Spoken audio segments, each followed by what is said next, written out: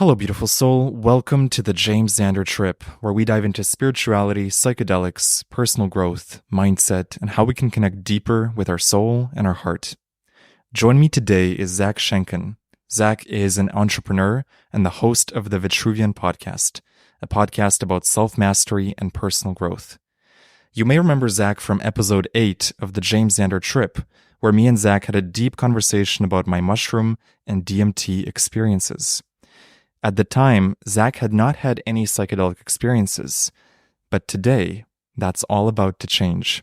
In about 2 hours, I'm going to lead Zach into his very first mushroom journey. In part 1 of this interview, I'm going to ask Zach about his intentions and what led him to want to try this mushroom experience. And in part 2, we're going to talk to Zach after his mushroom journey. We're going to find out what happened, what changed, and what the experience was like for him. This episode will provide you with a very unique perspective on how someone's mindset and energy changes before and after a psychedelic trip. So, without further ado, Zach, thank you for joining me on the James Xander Trip. James, thank you for being here for all reasons, including this little podcast here, but of course, facilitating my experience today. So grateful to have you on the pod. You are an entrepreneur, an explorer of personal growth tools, and someone who is really dedicated to self-mastery. My first question is, what inspired you to explore psychedelics now for the first time at this point in your life? Yeah, that's a really good question. And as I mentioned probably directly on that first conversation, I spent, the front half of my life kind of resistant to all substances out of a sense of ego. Come around university time, dropped that, experimented a little bit with alcohol, but never really pursued anything beyond that. Not to make them analogous at all, obviously very different. But specifically with plant medicine, I think I had, even from a young age, been kind of fascinated in the concept, like this idea that you can expand your consciousness, get messages from beyond, seemingly get insights from places you can't get elsewhere, or not as easily. And I think I mentioned on that podcast, and I talked to you as well, that I would pursue things like plant medicine when it just felt right, like when I felt like I was being called. And obviously that kind of period has precipitated. If I were to point to a reason, I would say over the last, 6 to 8 months, I've felt with ebbs and flows fairly kind of stuck energetically. I've been doing a lot of things that I believe are super aligned. I'm in a place in my life that I'm actually really excited about and proud about. I'm doing meaningful work, but there just has been kind of this internal sense where I feel like a little bit disconnected from God, a little bit disconnected from my personal power, which are some of the intentions we'll kind of go into on this. So reconnecting with that power and using a new tool that I've not used before in the form of psilocybin mushrooms is something that excites me. It's a realm I've not even come close to experiencing before. So simply the novelty of the experience, I think, is really profound. And I'm excited to see what I will learn, what I will remember, what I will be shown visually. And yeah, just kind of the whole breadth of it. I know I kind of wandered there, but I think the closest experience you've had so far to that mystical experience would be your breathwork journey. Can you talk a little bit about that? Yeah, absolutely. So my first experience with breathwork was not too long away from that first podcast we did together. It was either immediately preceding or after. I don't exactly remember. But it was in Bali. That was my first time there. And it was just a very synchronous, serendipitous trip overall. I felt like I met a lot of amazing people, yourself included. And one of the opportunities was to go to a facilitated breathwork experience. And the facilitators there were awesome. It was guided. It was kind of a longer breathwork session, in totality 2 hours, including kind of intention setting and meditation and whatnot. But yeah, I went to a place that I had not gone before, obviously under the power of my breath only. So kind of exercising what is endogenous to our body. And endogenous DMT, perhaps. Yeah, exactly. I think that we're tapping into a lot of the same things. And that's why I like to use the term for mushrooms tool or technology, because I think a lot of people, at least on the outside, like the skeptic or the person who judges this kind of whole world, and this potentially it's definitely people that I came from probably will still place judgment, and even a younger version of myself would, as, a drug or escapism or just trying to get high. But I don't see, especially this bucket of substances, anyway like that at all. And that's one thing I'm excited about, or sought you out specifically for, is that I think you take it so intentionally, both the facilitation and your personal use. And I think life is contingent upon our intentions in all avenues, the relationships we enter, the jobs we enter, the experiences, the travel. Like, if you enter with a powerful intention, the world will give you so much of that back, because we're co-creating everything. So again, I'm accessing these not because I don't think the mushrooms will give me anything that's not within, but simply help me access all of that infinity that is inside of me. Totally. I love your use of the word technology to describe mushrooms. It truly is this technology that enables you to peek inside your subconscious and to really look at the whole system, the architecture of your brain, and see connections that previously might not have been obvious, but like you say, they were always there. So it's not anything external that the mushrooms are bringing, usually. It's more about bringing outside the internal light that's already within you. I completely agree. I mean, I think the language is important in a time like ours. Like, we're in a very technological world. Simulation theory is gaining popularity. So there's a lot of discussion around that. And yeah, I honestly see these mushrooms as like, they're going deep into the like psychological software and hardware, and they're not adding any code. They're just cleaning up the bugs. They're like switching on certain lights in dark rooms that haven't been opened, and giving me, whatever me is, a window into what might be in there, making those connections that otherwise might be more difficult or simply just cloudy, kind of hard to clearly access. And ultimately, like, bringing the whole system into like a resonant alignment. I think that, to me, when you're in that alignment, like, all of external reality, it just falls into place. Like, there is no stress in relationships. There is no stress in work when you internally are really, really congruent. Yes. And it can't be fixed outside in. You can't be doing just the right things externally and get that really, really good internal alignment. In my opinion, those things can help and they can give you great feedback, but it would be kind of like wanting to fix body image issues by getting in the best shape of your life. It may help. You may develop things like self-discipline, self-love through that journey, but simply changing your physical body, if I were to snap my fingers tomorrow, you're still probably a very insecure person. Well, what's going on there? There's something that needs to be addressed, a root wound or a root discussion that needs to be had with the self. And in my life, very much so. Like, I feel like I've checked a lot of external boxes in a lot of real ways, many, many to explore and continue to uncheck and unblock and experience. But I've spent a lot of the last 6 to 8 months looking and thinking and trying to solve those problems. And when I came to an honest reckoning, especially with all the wisdom texts that I read, it's like, that's not the issue. The issue is inside, and the external will become blatantly obvious, clear as day, and it will kind of sort itself out as a natural outpouring of myself. So yeah, that's why we're here today. How has your understanding of psychedelics changed, let's say a year or two ago, to how you're thinking of psychedelics today? A big thing is I've met so many more people that have experienced them or choose to use them in their life, which I think has allowed me to kind of humanize them a lot, because I grew up in an environment that demonized all substance use, and it just was very foreign. Like, it was a concept that other people, some other group of people out there, like druggies and hippies and whatever, they are the ones doing the magic mushrooms out in the field, whatever. It's this foreign idea, but then you meet these people, like multiple huge entrepreneurs, people that have like things that I would like, great families, great fitness, loving relationships, a business that's thriving. Those people access these tools too. And especially when I took an honest look, like recently, it's like a lot of the people that I respect as like thinkers and like people really wrestling with the profound questions of our existence, those people also use those technologies. And those are the people that we have access to in history. Anyone from like Aldous Huxley all the way to Joe Rogan. Steve Jobs as well. Steve Jobs. I mean, just so many people that I greatly, greatly admire. And that's not to mention the people we may not even know about from like ancient times, maybe.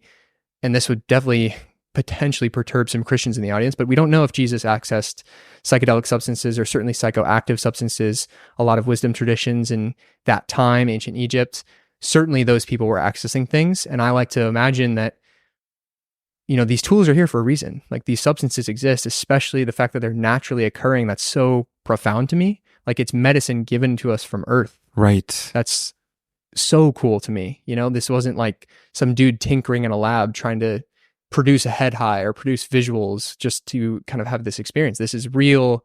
This is a gift. God gave it to us. In my opinion, God gave it to us for a reason. And I'm at the stage now where I personally kind of want to step in and experience that. Beautifully put. I see them as cheat codes in the video game that God has planted on little Easter eggs. Little Easter eggs. I think mushrooms are on 6 of the 7 continents of Earth. So wherever you are, you're going to encounter these little cheat codes, and you're going to have the choice. Do I want to go down the rabbit hole, or do I want to experience reality in its current format? And I love that there's always this possibility that is given to almost everyone to experience the source code behind the simulation. Have this 6-hour experience, see what's behind the veil, and then come back to your 3D reality. And it gives you this profound gratitude and understanding of the divine that, for me, was life-changing to see it firsthand. I would read spiritual texts and spiritual books, and I would hear terms like vibration or frequency. And my heart resonated with it. But there was a part of my mind that was like, but is this like, are they just writing these books for money? Like, is it really true? Are frequencies really attract, like, are our thoughts creating reality, like they say? And then one trip on DMT instantly showed me the truth of those words, that we are the creators of our own holograms. And it was so profound for me. And then deeper experiences with mushrooms, ayahuasca, bufo, San Pedro have all kept showing me lessons and mysteries of the universe that I just don't see how I could have accessed in any other way. Yeah. So in that sense, it's been a profound gift. And I think that's why I'm so passionate about sharing with others this glimpse of the divine. I love that. And I also think that one thing that stands out to me about you as well is that you haven't just detached, you still come back to the 3D and you integrate. And I'm one of my favorite thinkers of all time. Like, I continue to learn to this day, is Jung. And he talks so much about integration as kind of the route to self-actualization. And it's not about, discarding your shadow, but it's about integrating those parts of yourself. It's not about self-rejection. It's about self-acceptance. And I think a lot of the skeptical viewpoint around some of these substances is, again, like an escapism. You're just trying to get away and go to this far off place. And it's amazing to get the experience and kind of know. But I like what you're saying is like the veil, because all of what you're describing, this like 5-dimensional reality with all this crazy stuff going on, vibration, frequency, it's concurrently happening. It is happening as you and I are talking, as the listener is listening to this, in your very material 9-to-5 normal world. Like, that is how your reality is going on. You just can't perceive it immediately. But it doesn't mean willful ignorance is like the solution, in my opinion. Like, I'm just a curious mind. Like, I almost can't stop myself from exploring these huge questions. Like, some people might just not ask, why are we here? Or what is the purpose of existence? Who is God? What is God?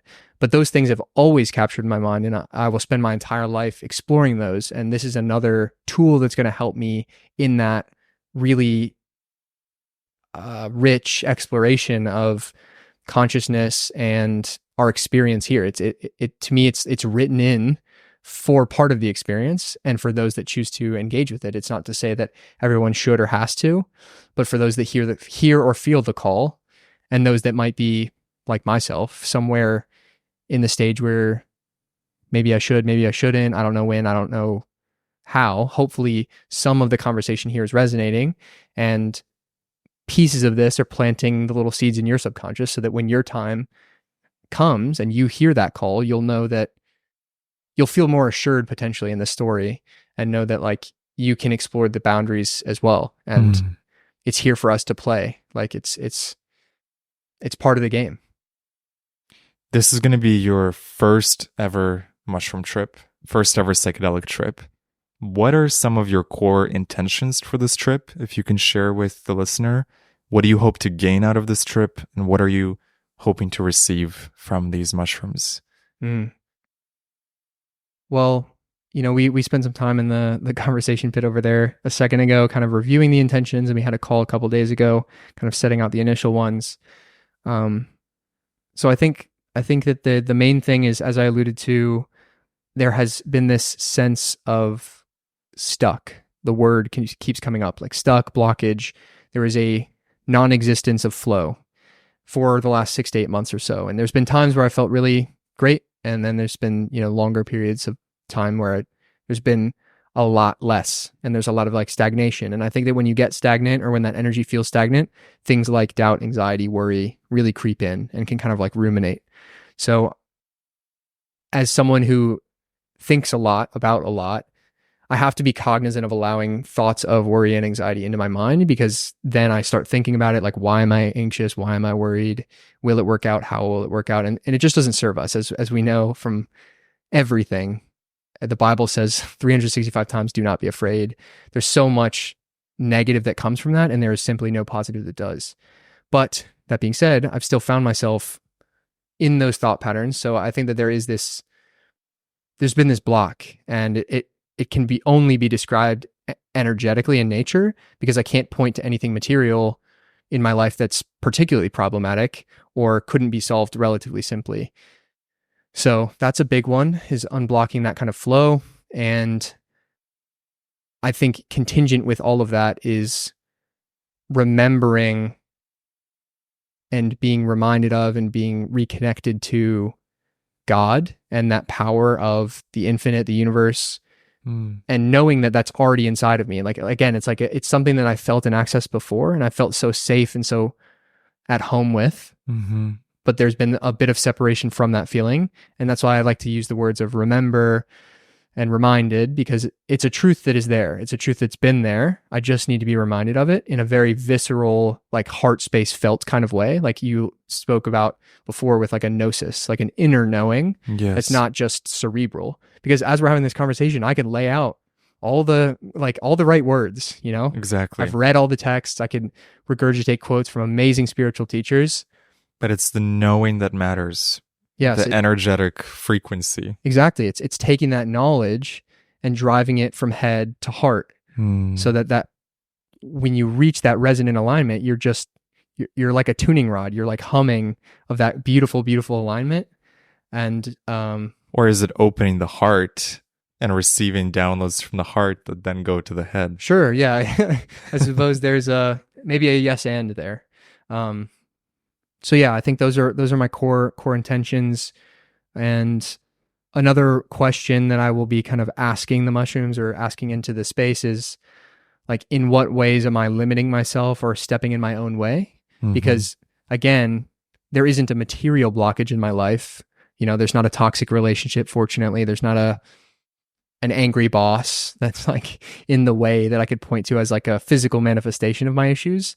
It really is just me getting in my own way. And I want to be shown clearly in what ways, what thought patterns, what words am I using that are wrong? How am I not showing up in love for myself? Mm-hmm. So I think that's another core one. Is there any from our discussion that you think I'm missing in this conversation? The core word that came to my mind as you were speaking is alignment. Mm-hmm. What you're seeking is alignment with God, alignment with your personal power, alignment with your energy, getting everything unblocked. And I often call mushrooms almost like a spiritual chiropractor. It's just realigning you, resetting you, making sure that you feel really in tune with everything you're doing and your purpose.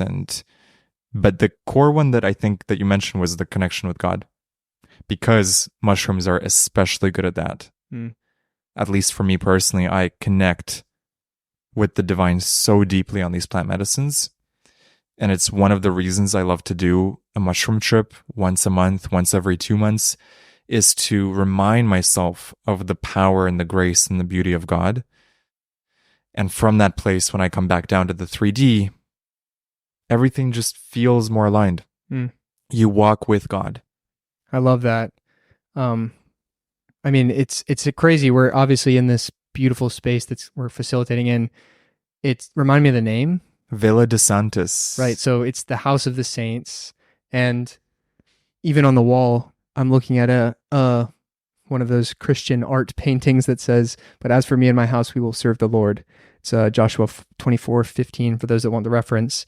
And yeah, I just think that it's so powerful that this is part of the conversation. And it was almost like an inevitability for me to be here. I feel now, certainly, maybe not in prospect, but definitely in retrospect, because especially in that first trip to Bali, I'm having a lot of these kind of conversations, even the one on our podcast, right? And not only yourself, who kind of like, this is a big part of your world, but even other people that have just had psychedelic experiences, they would ask me like, have you done mushrooms, or are you considering it? If you're already thinking like this, you're going to have so much more on the back end when you experience that. And I told them, I'm waiting for the time that I feel called to it. And, but it was those conversations about God that then prompted them to say mushrooms. You know what I'm saying? Like, it wasn't the center of the conversation. God was. Wow. And then they would point me to mushrooms as, again, like a technology or a tool Yes. that can help me get back to that or access a higher level of that. That's such a beautiful connection.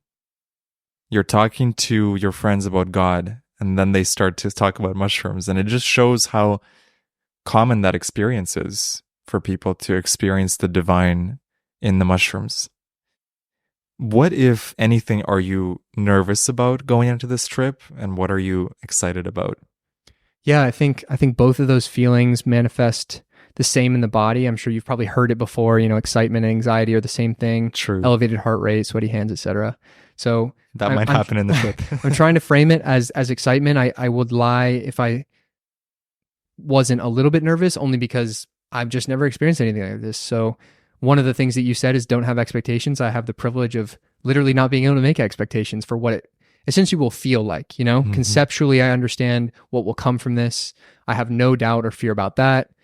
And I wouldn't even use the word fear at all. I don't think I'm afraid. I think it's like the best way I could describe it or have felt it before might be like the first time you fly internationally, like as a little kid, or maybe you're prepared for like getting on a roller coaster ride that you've never been on. Mm-hmm. Like, it's going to be fun. You just don't know like the how and the what of what it's going to look like. So there's like that nervous excitement. And I think so like the texture of the experience is what I'm uncertain about, because I just don't know what it'll look like. And then what was the second part of that question? What are you excited about? Yeah. So I'm really excited about probably the exact same thing. The texture of the experience. Like, what does it feel like? What does it look like? What does it feel like? Again, feeling, gnosis, heart space. Yeah. To feel the things we're talking about in this conversation. Yes. Because we're talking and it's all in my head and that's awesome, but it will feel so different, or more powerful, or again, like just more visceral. So I'm ready to have that embodied.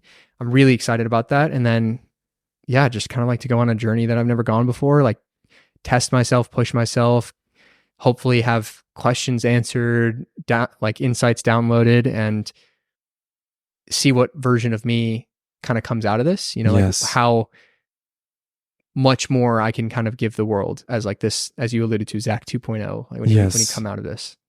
Yeah. I was talking to a friend yesterday, and she said that when she drinks alcohol, it feels like her shadow side comes out. And as you're talking, I'm thinking, when I take mushrooms, it feels like my higher self comes out. My most ideal, saintly, pure, in alignment self. And it's such a powerful reference point to spend 6 hours in that presence of the higher self, embodying the feeling of that. And when I come back, hopefully I can retain pieces of that I can integrate. So I love how you describe the texture of the experience. I know you're very good with words, so it'll be especially interesting in part 2 of this episode of how you're going to put words to what I consider to be a pretty extraordinary, mind-blowing experience. Well, I will humbly accept the compliment, and I will predict that despite my practice of articulation, I think I will still probably struggle. And I think that that's the beautiful thing about this, is that it goes beyond the realm of the describable, of the quantifiable, and it's far more qualitative and a felt experience. Like you simply must wander, you know, like there's no need for me to describe what it feels like to swim in the ocean. It's cold, it's a little bit wet, but if you haven't felt those things, you don't know. What is wet? What is cold? What is wet? What is cold? What does it mean to be thrown around by thousands of pounds of water? Yes. You could just go swim in the ocean and know. So I'm excited to dive in. I did San Pedro recently, which is this incredible psychedelic that comes from a cactus. And we went on a hike to 4 different waterfalls. Wow. As we're tripping on San Pedro. And one of the waterfalls was particularly powerful. And each one of us in the group, there was 5 or 6 of us, we individually went up and sat on this rock that was very close to the mist and the water that was being powerfully thrown from this waterfall. And I'm sitting on this rock, feeling the force of the molecules of the water, and I feel the God force in them on San Pedro. And so as you're describing what is wet, what is cold, I felt this reminder of that memory of, wow, to experience a waterfall, but not just the waterfall, but the spirit of it, the power of it. I just wanted to bring that up because this is what psychedelics can also give you, is a greater sensitivity to the energies behind day-to-day things. Like someone might hear waterfall and be like, what's the big deal? And then you're actually experiencing it with not just your 5 senses, but also the 6th sense. And you're feeling into the architecture behind the simulation that's creating that waterfall. Yeah, really, it reminds me of Rilke. He's a Austrian, maybe French poet, but he is known for discussing this ecstatic way of being, this kind of just constantly being filled with awe at your experience. And a previous guest of my podcast, Riva Tez, mentioned I asked her like what her favorite quote was, and she mentioned a poem from him. And it's something to the effect, or it ends something to the effect, thank you, God, for it all, the beauty and the terror. And anyway, the way she went on to describe this ecstatic way of being, I think is just like really profound. And I think it's what you're getting at, is there is the material, like the data that your brain is being fed. Like I see a waterfall, I see these colors, I see this experience. But then I think that 6th sense ultimately is like gratitude. It's like appreciation. It's like, wow, thousands of tons of water all day long from God knows where, just thundering down onto these rocks, and the rocks are just sustaining it. And that's amazing. And watch how the mist just dissolves in the air, and you can see a rainbow in the mist. And it goes down even to the mundane. You know, not everyone listening has waterfalls around them, but maybe at your house, like there's a waterfall in your head every day, and it's warm water. Kings from years and years of old would never have had access to that magical power, and you just turn a knob and you have a shower, a waterfall in your home. And it's so many things like that, right? Like I definitely think that the skeptic or somebody listening, probably not in your audience or mine, but you know, it's like, okay, dude, that it's just normal life. But like what I would say is like, it doesn't have to be. Like our existence, even not on mushrooms, even not on any sort of psychoactive substance, is profoundly magical in its nature. And I think that that reigniting that 6th sense, reminding that you have it, and reconnecting with your ability to be like a child and just like wander with this crazy sense of awe. Like how freaking amazing is everything around us? The texture of this couch, the ability to, I don't know. The notes of the music. Yeah. The light of the sun. The taste of the fruit, like the embrace of a loved one, like all these different types of things, to really be in those experiences and be there for it, and like experience all 6 of those senses and feel it, and then say, thank you, God. Thank you, God. Yes. I'm so glad you brought up the word awe. I forgot if it was Aubrey Marcus that said it or someone else, but that one of the main emotions that we seek as humans is awe. We think of it, oh, we're seeking happiness, but really we're seeking that thrill, that excitement, that show me something I haven't seen before. And I think that's why mushrooms, especially, I mean, every time for me, but especially the first time, can be so incredibly magical, because you're literally seeing things you've never seen before. Why did you choose to have a guided trip with me? I'm curious. Yeah, I think it's for a lot of the reasons I outlined at the beginning. I think I appreciate the fact that you're kind of a veteran presence. Like you've wandered these spaces before, both personally and with others. So like there's a sense of safety and trust in that. Obviously we're good friends outside of this. So like there's a rapport there pre-existing. But even if there wasn't, and I was like more just consuming your work, I think that there's like a high level of trust in the facilitation, in the experience, in the actual quality of the substances themselves. The fact that you kind of like live the walk and then you're helping me go there as well, I think is really big. And yeah, I mean, I wouldn't want to add to, or I'm choosing not to add to a very unknown experience to myself, like the added variable of all of those other things, like how will I do it? Where will I do it? Right. Where am I going to get the mushrooms themselves? Like, is that quality? Do I know what the texture of that experience will be? But like, again, it's like kind of like a veteran presence again, like holding your hand and kind of guiding you where you need to, and then kind of pushing you off when it's your time to go and saying, you got this. I think you've made a really fantastic choice in the sense that you've made sure that your first trip is a guided one, that there's someone there holding space, because a first-time trip, it's so crucial to get it right so that you develop a very trusting relationship with these plant medicines. So I think personally you've done a really beautiful thing for yourself here. I appreciate that. And yeah, I think it does come down ultimately just to intention. Like I want to be intentional with my first experience, and I see you as someone who does this kind of thing very intentionally in your own life, in the life of others, in the way that you put out content, and then even in the way that you facilitate this for me, like you went above and beyond to do extra steps, like we could just roll up to some spot and do the thing. But it's not just that, like we've gone over intentions. You've sent me resources. I've done reading as well as listening to some of your other work. And I feel very in good hands, I suppose, Beautiful. If there was a question you wanted to ask your future self 8 hours from now, what question would you ask him? I mean, there's the obvious, like, how did it go? Or what would you want him to say to you? Well, I definitely would want him to tell me, you got this and you're making the right decision. And I think that he would. So I do have a good sense of that. Any final thoughts or words that you want to share with the listener as we close off part 1 of this episode and we step into the mysterious world of the shrooms? Well, thank you for listening.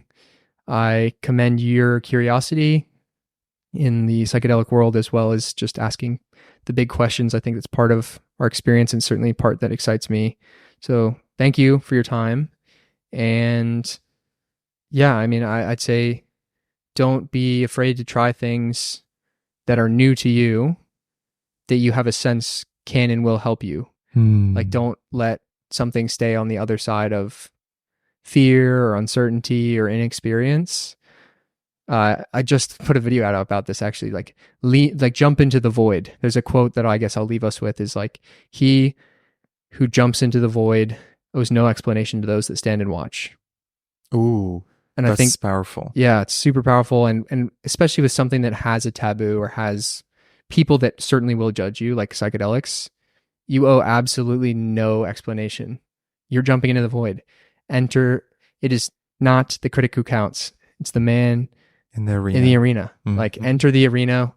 Me and James will not judge you. You will not find somebody who is out there doing the damn thing that has a word to say, but a word of encouragement.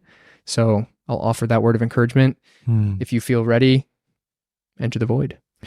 And if the mushrooms were listening to this podcast, what intention would you like to tell them?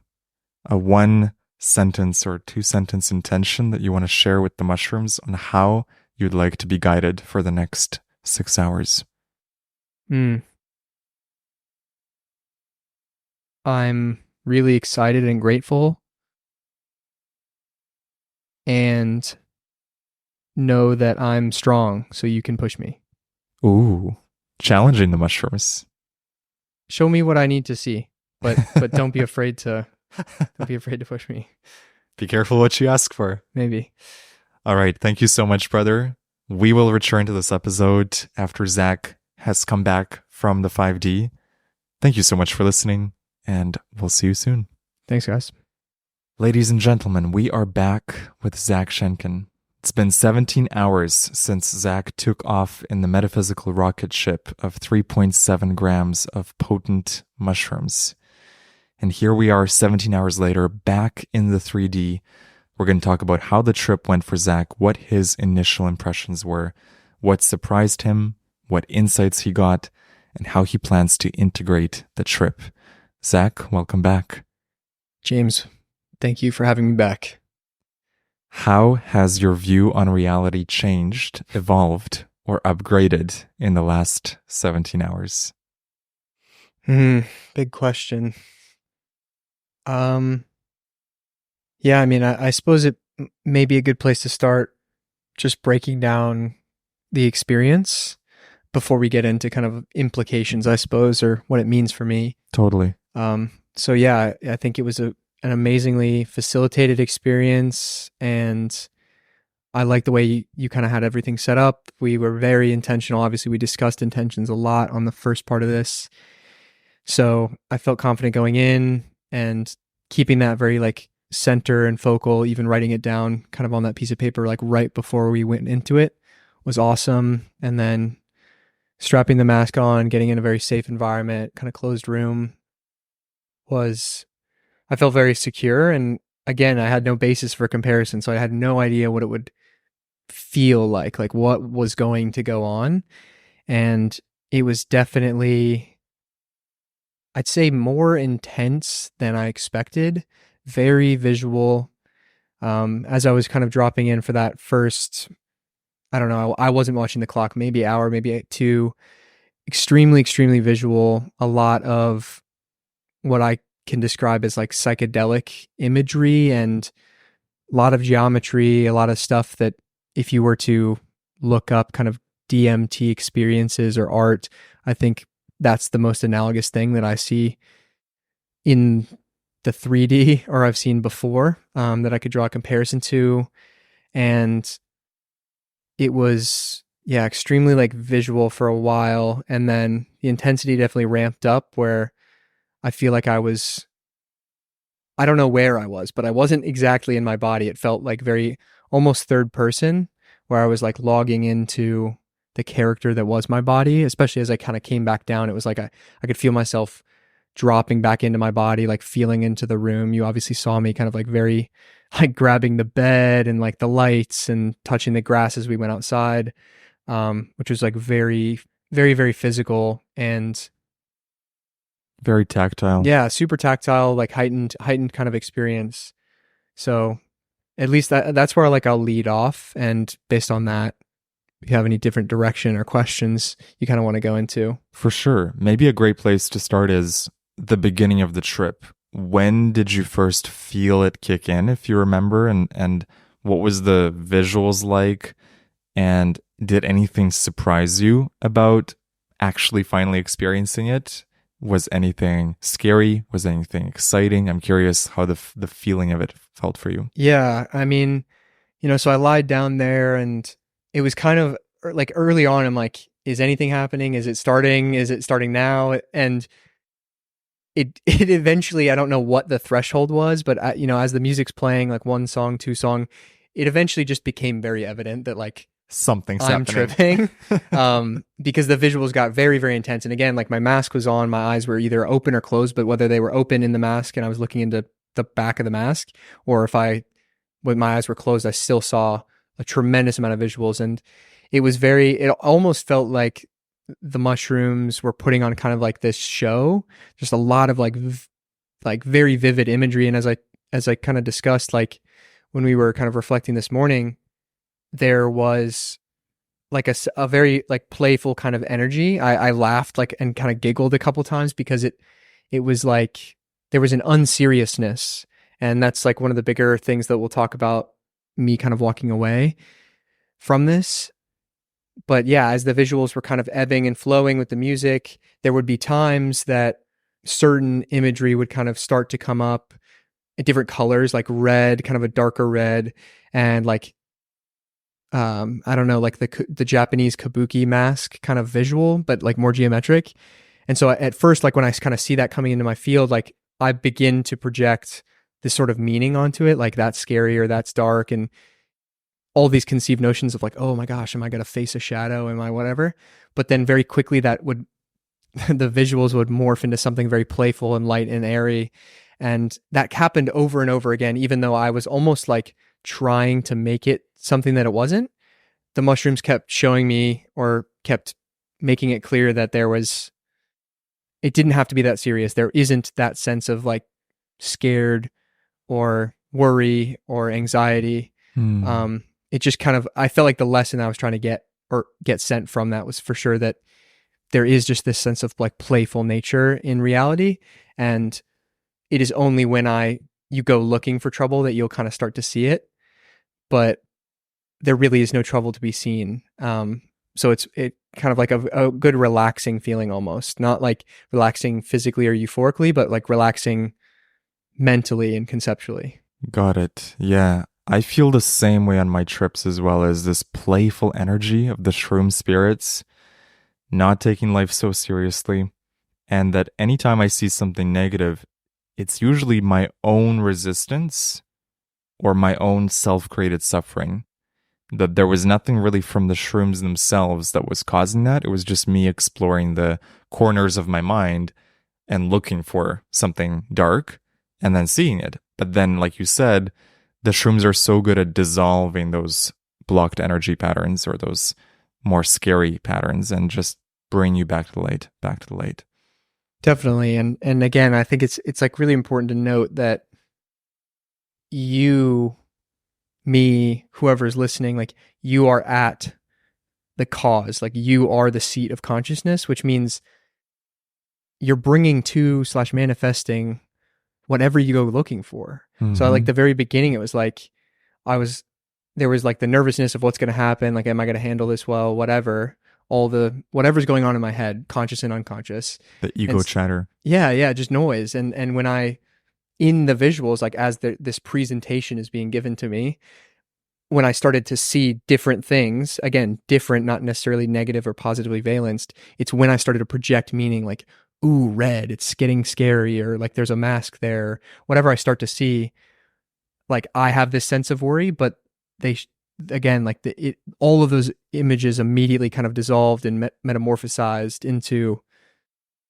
something that was less serious and more playful and light and not, it didn't feel dangerous, it didn't feel scary, it didn't feel like there was a gravity or anything to be worried about.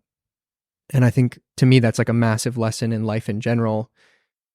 Like wherever you fix that attention, mm-hmm. wherever you fixate and focus on and direct your energy and your thoughts on, that thing grows and it becomes like more real and hyper real.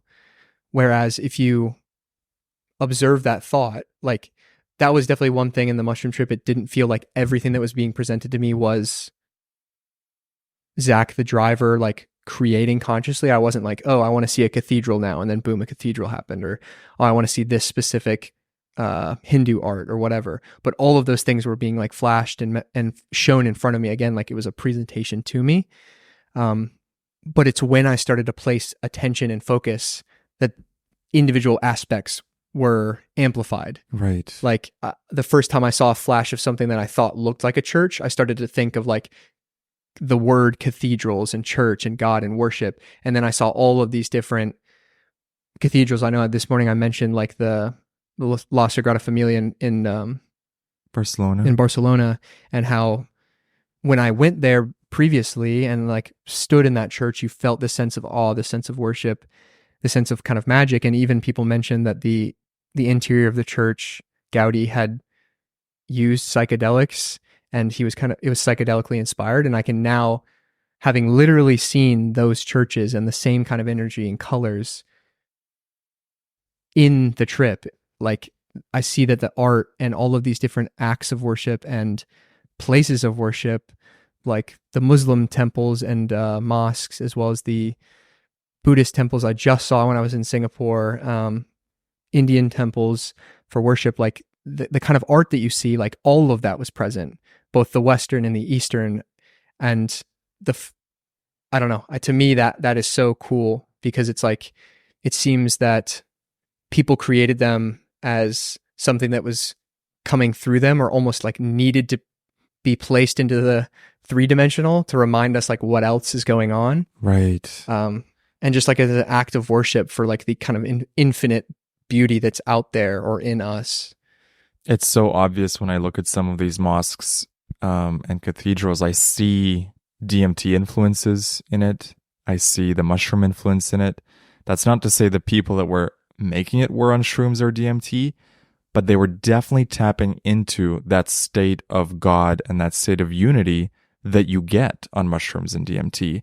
And so it feels like all roads lead to Rome. So for some people, they're experiencing it on the mushrooms, and others are externalizing that through architecture, through painting, through art. Exactly. And I think like in the sober reality, like the profundity of creating something that has never existed before. For instance, La Sagrada Familia, like as far as we are aware, there's been no other structure that looks exactly like that. So from one man, his vision, he brought from this fictional ethereal realm in his mind, an idea, into physical reality. Like, where do people think that came from? And like, so many great artists, athletes, philosophers, thinkers, writers, almost unanimously, like, and it's not a humility play, in my opinion. They when people ask, like, how did you come up with the idea? It's not like, oh, I spent a bunch of time on a whiteboard and really thought about it. Like, all that they can say is that it just came through me, or it came to me. It's a unanimous story in so many people's lives, like these eureka moments. I saw it in a dream, or I heard it in a vision, or I just felt like it was the right thing to do. Like that's what we're talking about here. Like that, even in the sober reality, we get these glimpses, these flashes, these abilities to connect to that infinitude. And I think that mushrooms, it just like, again, it's like pulling back the tapestry of reality and letting you dive into the unbelievable infinite power that's in your unconscious mind, or at least can be channeled by your unconscious mind. So it's cool because it's all happening concurrently. It's not that there is us here and then for a while I go into this other place and the 3D pauses. Like, as you and I are here, there is that higher dimensional reality, like behind the physical that we see and access right now. It's our perception is either limited or fixated in this material world. And it's just an amazing privilege to have the perspective that both are going on, because it gives you so many more degrees of freedom in the 3D. And it puts you, again, like I said, from the Kabbalion, at the cause. You are the seat of consciousness coming from you, and you're in charge of it all. Beautifully put. As you continued with the trip, it started getting more intense. Tell me about where it started to feel maybe a bit too intense. At one point, you took off the eye mask.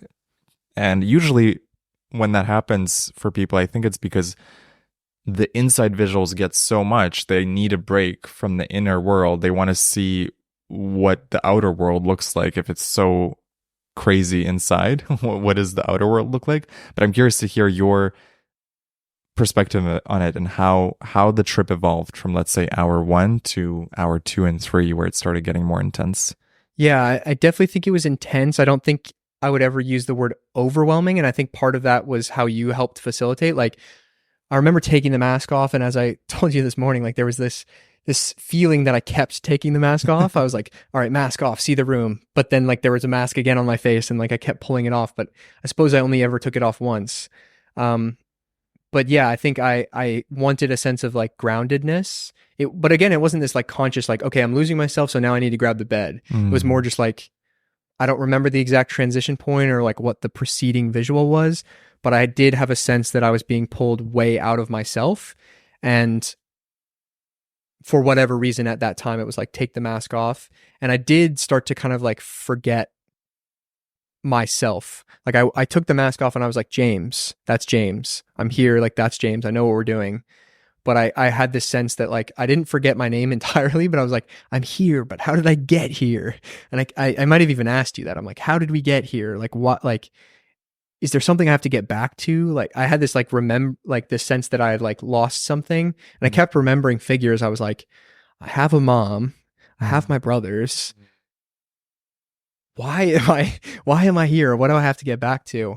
And I just remember kind of, I guess, like confusion, but like not in like a panicky sense, but I was just like, I feel like I was kind of confused.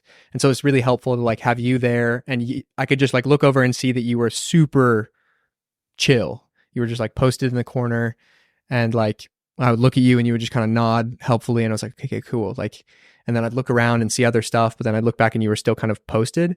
So I think that gave me a sense of groundingness. And then, yeah, as I suppose happened, I kind of sat up and needed to move around, or like you intuited that it would probably be helpful to go outside. So we went outside for a little bit, kind of sat down in the grass. It definitely felt like I was like out there for a decent amount of time, or I don't specifically remember the to and fro, but I remember getting down into the grass and it feeling like super tactile, like almost like plastic. And I felt like you were exploring this new way of looking at the simulation. From this new perspective, everything was fresh and exciting, and the grass and the air and the bed and the blanket, it's like you wanted to feel it all. And I can absolutely relate to that feeling on my trips as well, where you're seeing the same reality but through brand new eyes, and it's enhanced, and there's another layer of 5D on top of the 3D, so it's just layers upon layers. Yeah, and I think I definitely would say it's very hard to like finally articulate, and I suppose it's different for everybody. Like I don't know what it would feel or look like for someone else, but for me, once I took the mask off, it was no longer like mystical, magical, hyper dimensional. It was more like exactly what we see here in the 3D, but as if we're in a video game. Like I saw like everything was kind of like high vibrating, and everything was kind of wavy. And I saw you, but it was like a D, not saturated, but D focused, or like kind of a blurry version of you, like a video game version of you. And everything was that way. It felt like we were in like this little vignette, this little like window of like a video game or a cartoon scene. So yeah, very, very strange. But to me, again, because like everything was still very concrete yet malleable, I take that now as like all of that is happening right now as we are speaking. Like this, there's no difference between how I was seeing the room last night and how I'm seeing it now, other than my perception level has been kind of put back into like a container that's more stable. Because I definitely think in that hyperdimensional experience, like it's very ungrounded. It's super infinite, which gives you like infinite degrees of freedom, all this perspective. However, the 3D gives you like constraints that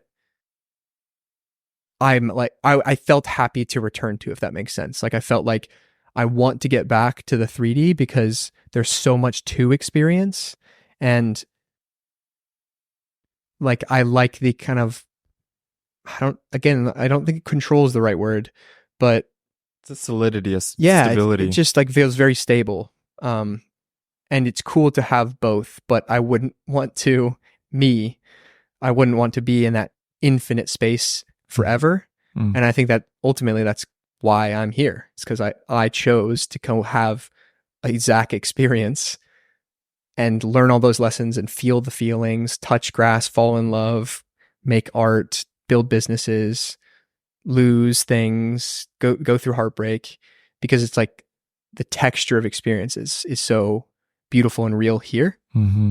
For me, it's beautiful to go into that space and appreciate the infiniteness of one's nature, but then to also come back and see and appreciate the 3D reality again with a whole new understanding. I remember when I did Bufo, which is called the God molecule. It's like the DMT of DMT. and it takes you so deep, so far. And I went online after to read other people's experiences as a way to integrate my own experience. I wanted to see like how others even described it because it was so undescribable. And one of the comments I found on a forum was, Bufo, you're in this infinite space, and maybe from that infinite nature, we wanted a break. So we came to the 3D to take an 80, 90, 100-year break from infinity so we could feel stable and we could feel time and space because those things don't exist up there. And I was like, yeah, that makes sense. If you're always in infinity, that would get a little bit much, and you probably would want to take a little break here and there. And then you design this simulation, this hologram, so you could take a rest. Yeah, I mean, it feels very real as what you're describing, because I definitely, I wasn't like exercising, I like to push my body. I like to train hard, and that stuff is physically exhausting, but this too was pretty exhausting. Like, it took stuff out of my body that like I feel tired today. So I do think, like you're saying, it is, being infinity is a burden in and of itself. So as much as we can kind of get wound around the axle about small stuff here and get really stressed about our lives, I think there's like a great stability that I now have an added appreciation for. Yeah, it was funny to me when I read that comment because we tend to think that this reality is the hard part, and when we cross over, then we get our break, or we get heaven, or we get some respite from the challenges. But the way this commenter made me think was, oh, no, this is the break. This thing that we think is so hard and difficult, this could be a vacation for the soul. Go experience video game Earth, planet Earth for couple decades, have fun, it's just an experience, and then come back to the infinity. Yeah, that definitely resonates. What did the trip teach you about playfulness versus seriousness? Yeah, this is a big one, and one of the major underlying motifs I'm walking away with.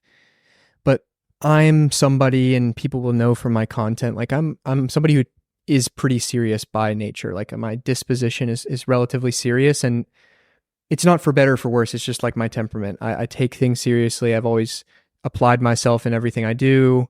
I feel a great sense of responsibility and purpose, and really want to make a meaningful impact while I'm here. And I think that that's the light side. But the shadow of that is when certain things are not going how either I anticipate or I feel like, quote unquote, they should be going. When I start to project should, or am I behind, or am I doing the wrong thing? The gravity of decision making, it gets really real. And I start to like allow in thoughts of anxiety and worry and things like that. And as we discussed in the before, I've spent a lot of the last 6 to 8 months kind of like in my head thinking about problems and how to solve them, when I think it's like a first principles broken question. It's not that there is even a problem to solve. What if it was exactly how it's supposed to be? And in fact, it is exactly how it's supposed to be. And I felt in the mushrooms, again, with this like sense of playfulness and unseriousness, it's a lot like a kid. And when I even think back to the younger version of myself, like 6, 7, 8 years old, like that kid didn't have any way to articulate me getting here now. The distance and the amount of things that have happened in my life between then and now, I mean, so much. I've learned different sports. I studied languages. I studied world religions. I went to college. I was a collegiate athlete. I was president of a fraternity. I started a podcast. I started this content. I do coaching. I'm an entrepreneur. I had a job. Like, I've fallen in love. I've fallen out of love. And that kid had no way of knowing any of the how and the what between then and there. He was literally just doing his thing and super present in it. And there wasn't this sense of worry. And I think now, whenever I do get into the sense of worry or anxiety or whatever it may be, it's because I'm fixating on not knowing the how and the what between me and this future reality that I do have a relatively high certainty of. I've never had like macro worry, like, is it going to work out? Am I going to be okay? That has never resonated with me or caused me stress. I've just known it's going to take care of itself. But again, I get worried at what is this giant gray area between me and that future okay state. The problem is, I guess, is I'm just convincing myself that I'm not okay now. And this isn't exactly where I am supposed to be. And quite frankly, all of my experience I can access. And that's what I was saying this morning is like the present moment is our access point to infinity. So you only get to tap into those future states or opt into these different timelines through your actions, thoughts, and the way you handle right now. So for me to get to that future okay state, all I can do is show up to the most of this moment. In this case, we're having this conversation here. I can be present with you. I can share my thoughts. I can try with the best of my ability to articulate my experiences and feelings. And it is through that the next thing becomes okay. You know, from here, we'll drive back to our respective places. Then I do the next thing and the next thing. And it's just stacking like a bunch of those chips that gets you to that future reality where things are quote unquote okay. But I think that's the illusion itself. Like that's samsara. That's this thing that we think is problematic, or we're kind of caught up in it. You just get really identified with how is it going to work out, or what's going to happen, or how am I going to do this or that, or when am I going to meet the person I'm supposed to spend the rest of my life with? Like all these big questions that we all kind of wrestle with and feel intuitively we'll have an answer for eventually. It's the worry itself. It's the identification itself that causes all that stress. So I think with the mushrooms, it was like, I don't know, there was just like it was an inconsequential landscape. And I like thinking about coming back that there really isn't a negatively valenced consequence here either. There are things that we may or may not want to happen. That's our choice to project good, bad, indifferent. But if you choose to adopt the perception voluntarily that everything is happening as it should and everything is happening for me, I just think that that's a really powerful way to navigate reality. And conceptually, I was doing this before, and I think I was pretty tapped into it. But it's helpful to have this like really visceral reminder that like, it's going to be good, dude. Yeah. There's nothing to worry about. Just relax. Like uncertainty is how your life is supposed to feel. So instead of saying that a lack of certainty is a problem, say that that's just how it is, you know? How do you think you can integrate that playfulness into your day-to-day life? That experience of realizing you're here to play, you're here to grow, and not to take life so seriously? I think two things. One is letting excitement for things, people, experiences be my compass. Like what is the highest, I think it was Ram Dass potentially, follow your bliss.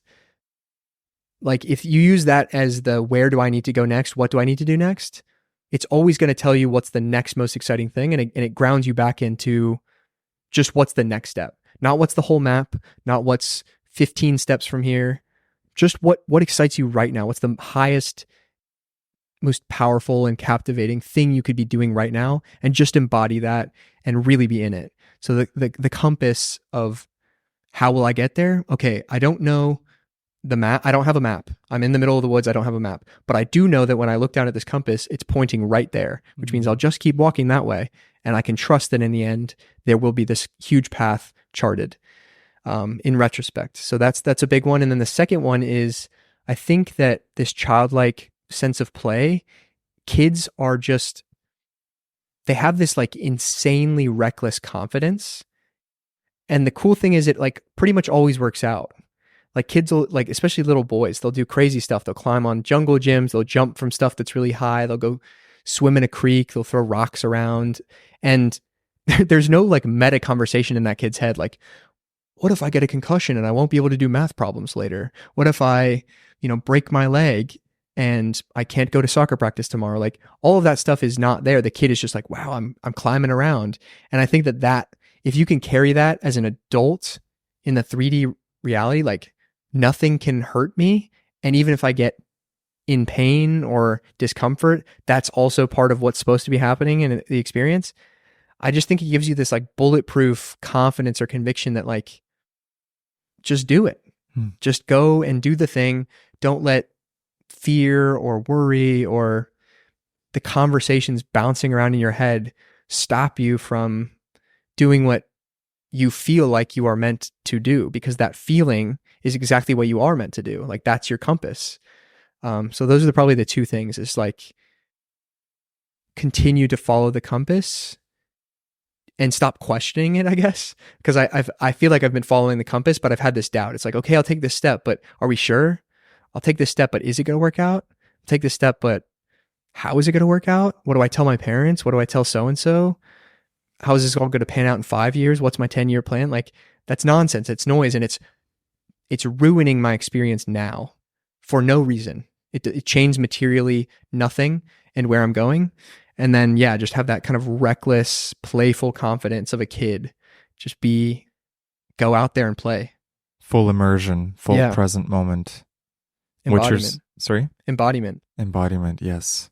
And what you said about the doubts, it goes back for me to faith versus doubt.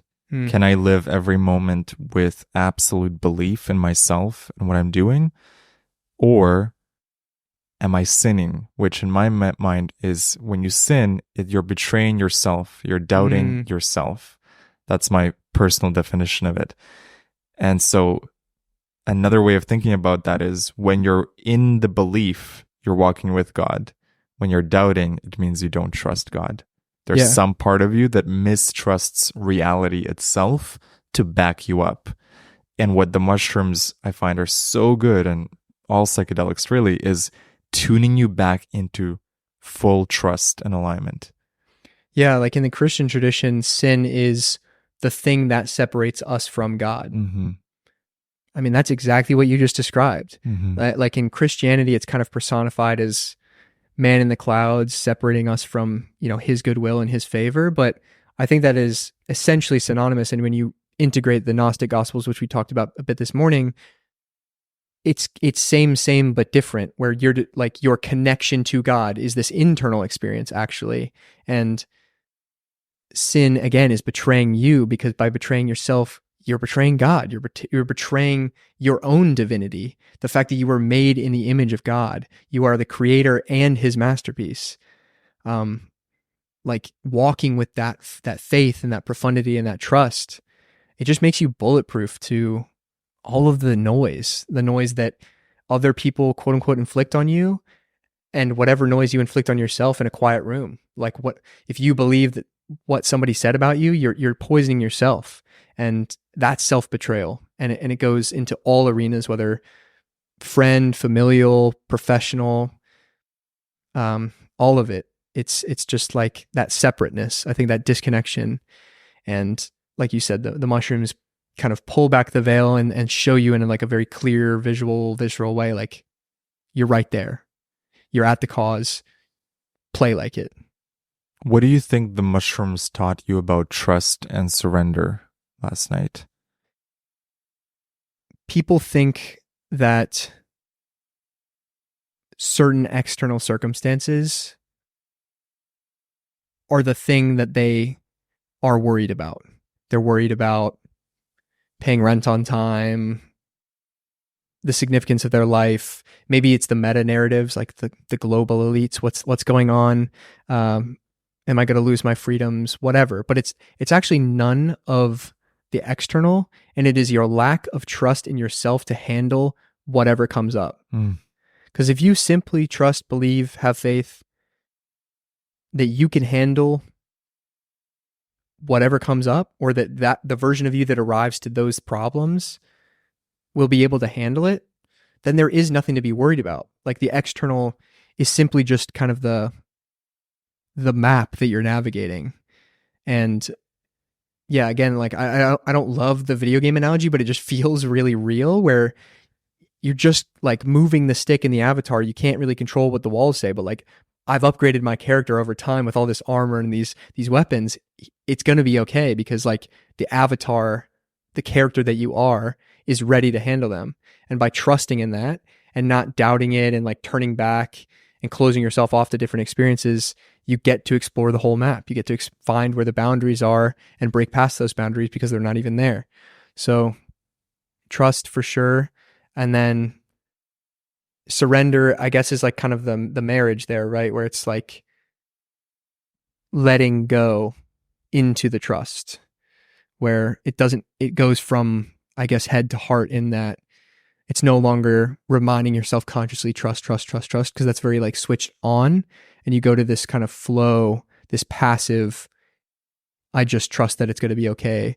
A feeling that like happens very often for me is like when I'm surfing and you get pinned or pitted by a wave, you are going to drown if you try to wrestle the wave or swim against it and panic.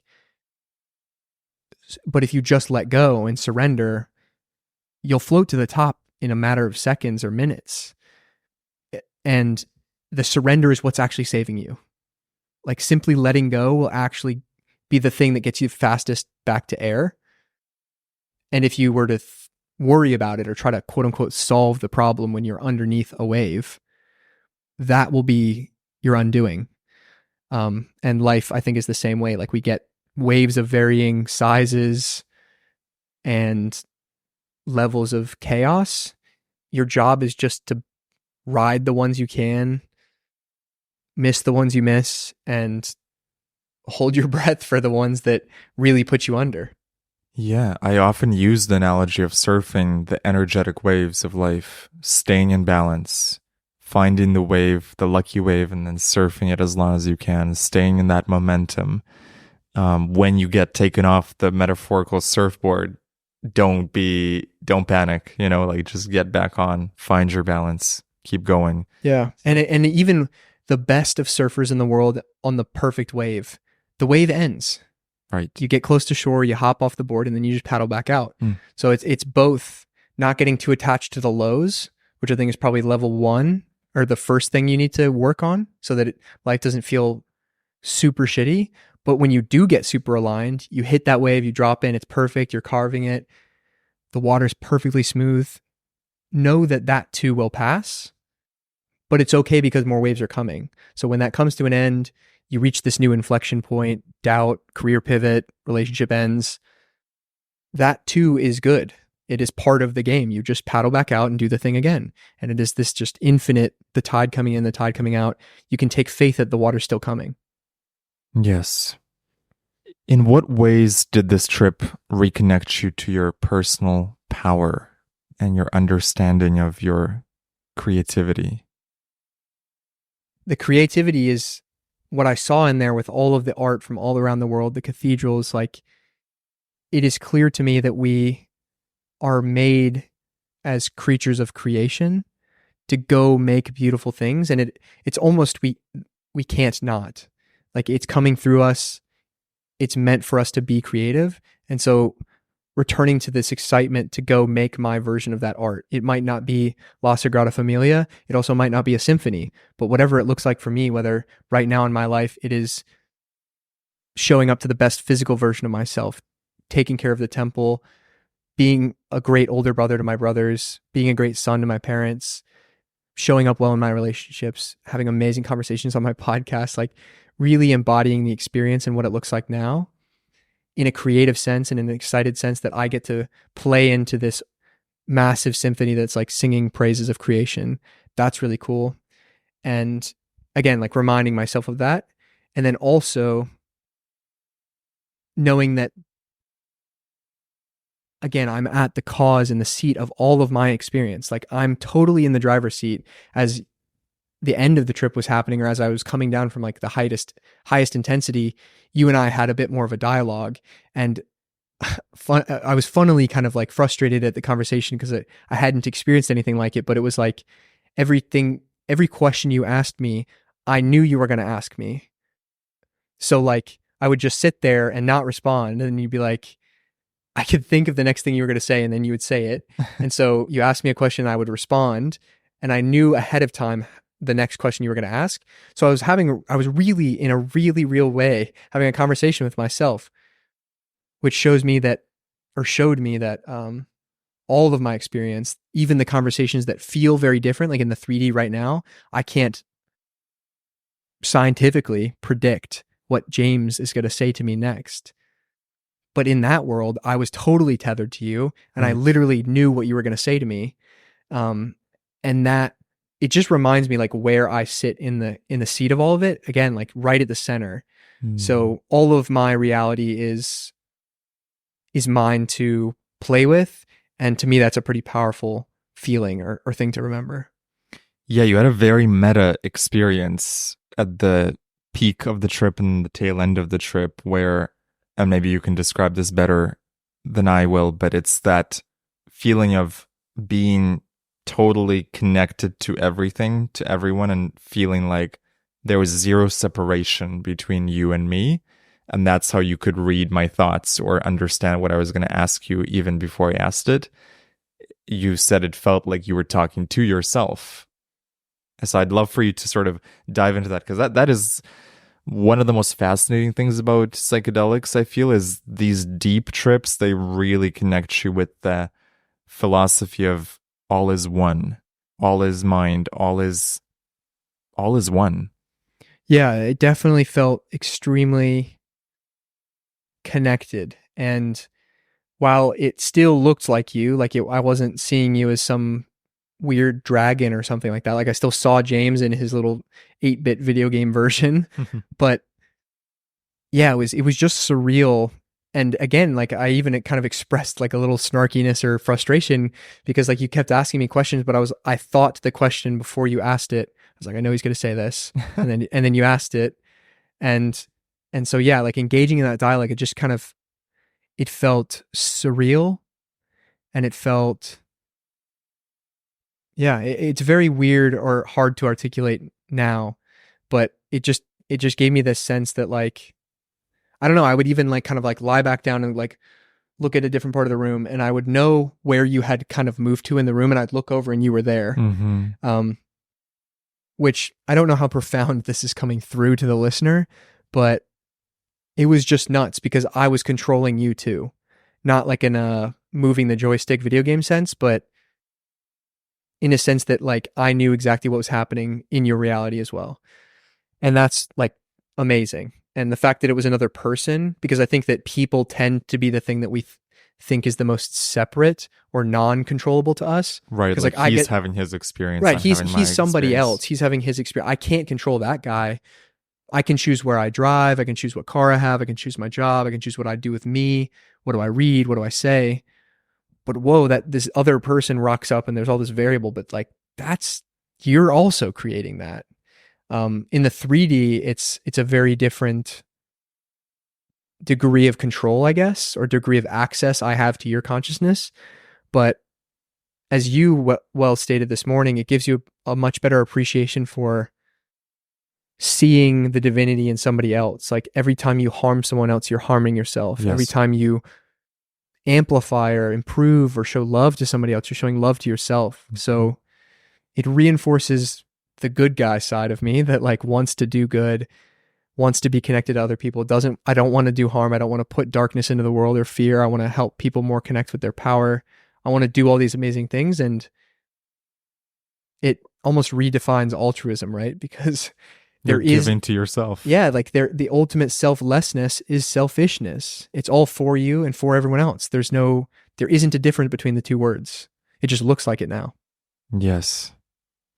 Yeah, the game of life, as Florence Scovel-Shen put it, is a game of giving and receiving.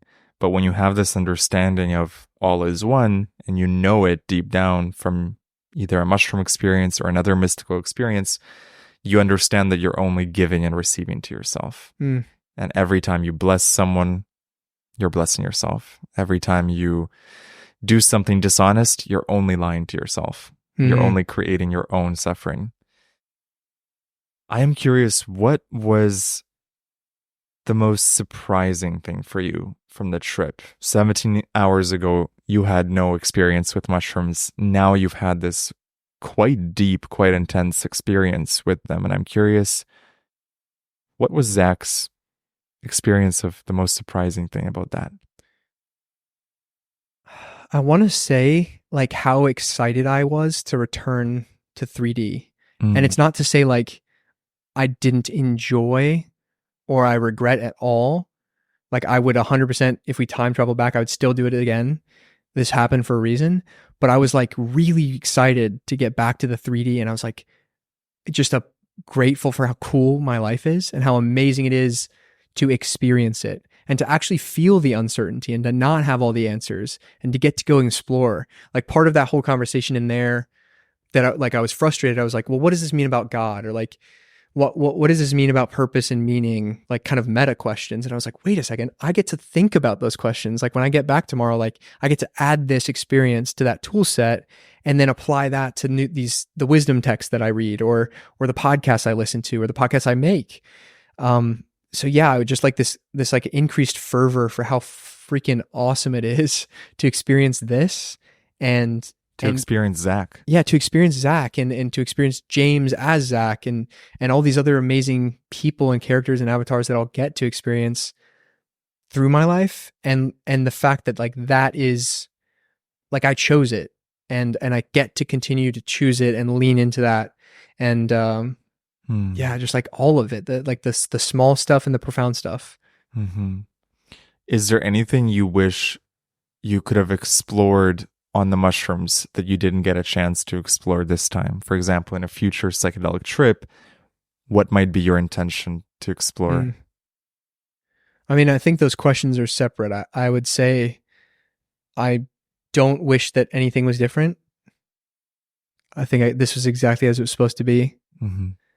In the future, I think I would or might have different questions. But I was even thinking about this morning because you mentioned, I mean, you have such a breadth of experience with different substances, and ayahuasca is another one that I've always thought or known at some point in my life I would take an ayahuasca trip. But right now, not even close. Like you could basically pay me and I'd say it's the wrong time. So I'd say I have this knowing that will come. And at that point in my life, whenever that is, whether I'm 50, 30, tomorrow, like I'll just have this knowing, and it will likely be to kind of resolve or explore some other question or some other corner of experience that I'm really wrestling with in the 3-dimensional. So yeah, I don't have that answer now because I'm not there yet. Yes. And I should also mention, every mushroom trip is so unique and different, and you never know quite how it's going to go. But the one thing you're guaranteed is the next time you go into any psychedelic trip, it's going to be different. It's going to be unique. The parallels that I see flow through every trip, the unifying aspects of it, are the love, the unity, feeling connected to everything, and that feeling of divinity, connection to God. But the flavor and the texture and how it shows up and what lessons show up, like this one was very meta for you. Yeah. Very like deep questions about reality and the existence of your consciousness. And next time it could be a trip of very grounded questions about the 3D and helping you with challenges in the 3D. So it really so varies and it's so unique. And I'm very excited to see how your future explorations go with this, because it's going to be exciting to see how it differs and how it's unique. Agree. How did this trip impact your understanding of consciousness and the mind?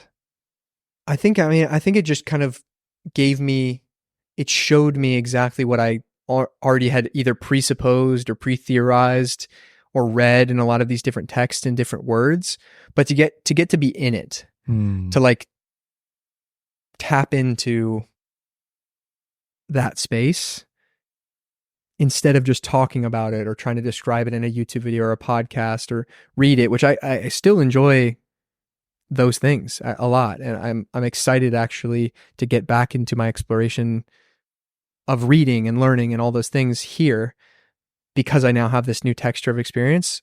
I don't think it drastically altered my definitions or my frameworks. I think it just reinforced the knowing and like took it from like knowledge to like gnosis. And I think that's pretty empowering. Again, like I'm coming out of this with a good sense of confidence for a number of reasons, but I'm proud of who I am and like how far I guess I had come without accessing these kind of substances. And it's not to say that there's like a wrong or right time for somebody else or like better than, less than to access it without the substances. But I just think it's cool because we still have tools here. We still have tools in the 3D to access that power And my thinking mind was also given to me by God Yes. as a tool to teach and to learn and expand. And I can do so much of that still here. Again, like there was this like renewed sense of excitement to get back into the thick of it.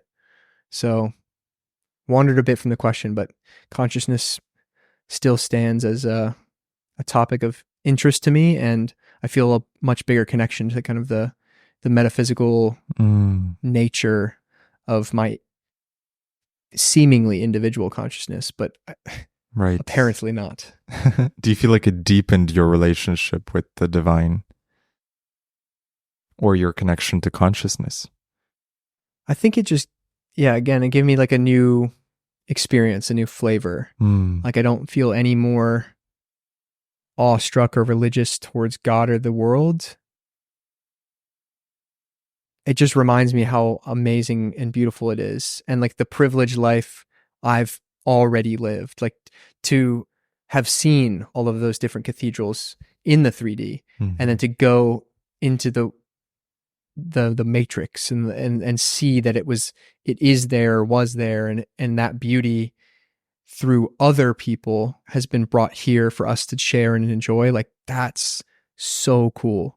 And like I get to very briefly be a part of that too. It's so cool. What advice would you give to any other first-time trippers, having gone through this experience so recently? What advice would you give? Yeah, I think it depends on where you are in your readiness to go. If you're in the stage where like you're setting up and you've already decided, then trust that you made the right decision. Be intentional. Like take the additional time and intentionality to like think ahead of time, talk to a loved one, maybe seek facilitation if you feel like that is right for you. Like do it right or in a safe container. If you're still in the decision where you don't know or are deciding, there's no wrong time. There's no pressure. So like you're not going to be late if you wait years and years and years from hearing this. There's no need to rush. You will just know when it's right for you to kind of explore this space. Yeah. It's likely that this is a piece of information that will inform your decision making because you're exploring this kind of content because you're either curious, you've already been there, or you're thinking maybe, maybe not. So I hope and pray that my experience has enlightened a new version of this world for you. Inspired people. And pointed at what could potentially be in the cards for your experience. So yeah, I'd say just like a word of encouragement, like you have everything you need inside of you. The right time will be the right time as defined by you. And you're absolutely going to be safe and okay. Like there really can't be a wrong or a bad trip. Varying degrees of intensity. It'll push you in different ways. But with the right prep. 100%. It's not to say don't treat them with disrespect or be frivolous, but with that intentionality, if you come in for the right reasons, which you 100% know, like you're a listener, there's a difference between taking mushrooms and going to a music festival, which is its own experience.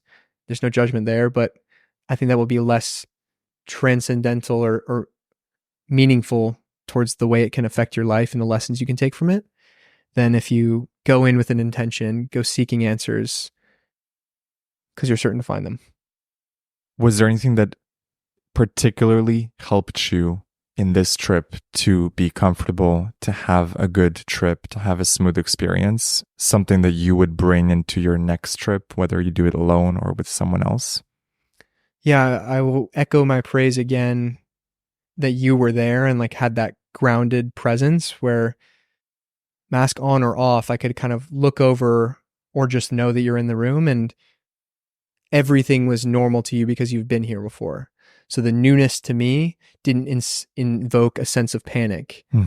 And even if it's not facilitated, I think just talking to someone who's been there before, getting an idea, wrapping your head a little bit, preconditioning your unconscious for what you may expect. And James has a bunch of great videos, which I watched in preparation for this, to kind of prepare for what to expect, not to set expectations on the physical experience, but just what in really broad categories, like, okay, you're going to need to trust, you're going to need to surrender, you should place intentions, you should be prepared. Yeah, if and when the next experience happens for me, I think go in intentionally, try to be specific, trust that you can't really do it wrong. Like, it'll show you what you need to know, even if your conscious mind can't place the right intention or ask the right question immediately.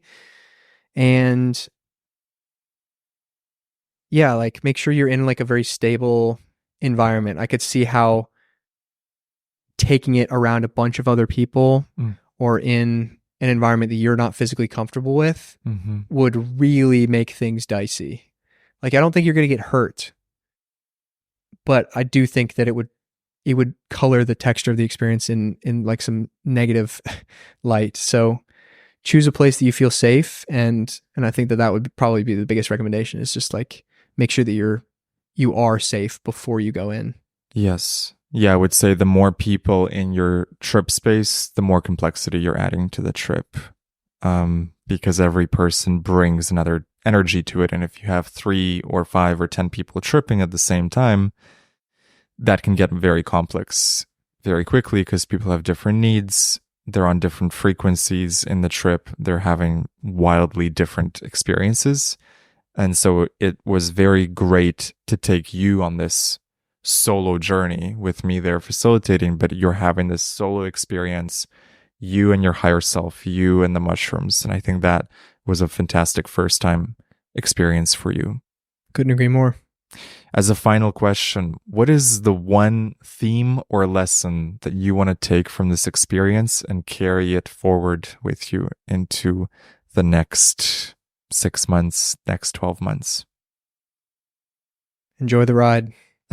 Like, play like a reckless child and enjoy the ride.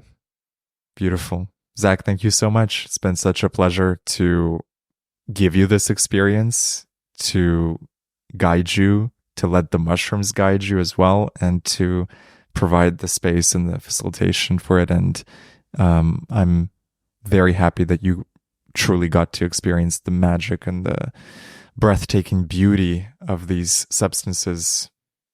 Thank you, bro. I appreciate you greatly. Thank you for the facilitation, the mentorship, the integration, this podcast, and where things go from here as well. Thank you.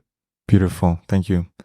So for anyone listening, if this is your first trip or you need some preparation, head over to mushroomchecklist.com. That'll give you a free PDF on what to do before, during, and after your trip.